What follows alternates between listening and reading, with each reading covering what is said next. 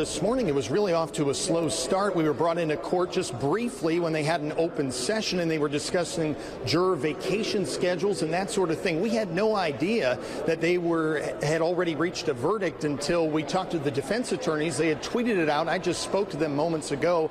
Not a lot of details at this point other than we know it is going to be read at 2 o'clock. I saw him for the first time in quite a while when they came into the courtroom, and I saw Derek Almena kind of laugh. He was chuckling, joking around with his attorney, Tony Serra, and Max Harris was asking lots of questions of his attorneys and talking back and forth. So I can't imagine what they're thinking now, knowing that the jury has come up with a verdict. I haven't seen any of the family members here yet today, but I can imagine that they will be called by the prosecutors and they will be brought in, and they'll all be anxiously waiting as we are. But so far, no signs of them. But I did see the prosecutors just go in the elevators behind me heading upstairs. So it is coming down to the wire here.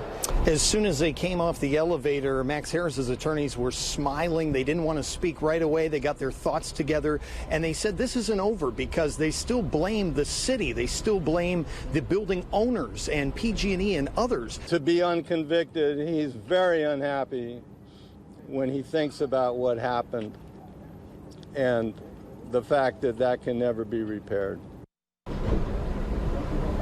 Very emotional for the attorneys. You can imagine how emotional it is for all the families. Many of them are still inside the courthouse right now, talking with prosecutors, trying to understand everything that's occurred over the last hours. It was kind of a whirlwind here. Now there's also attention being paid to the civil case.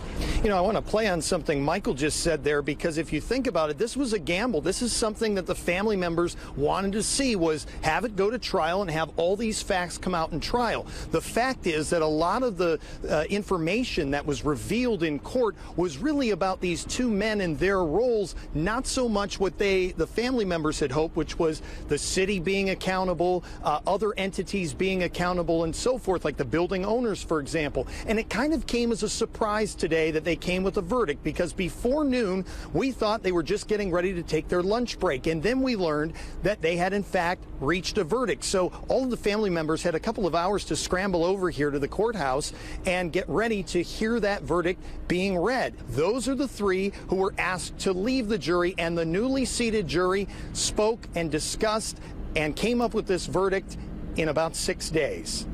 Live in Oakland, Brooks Jarosz, KTVU, Fox 2 News.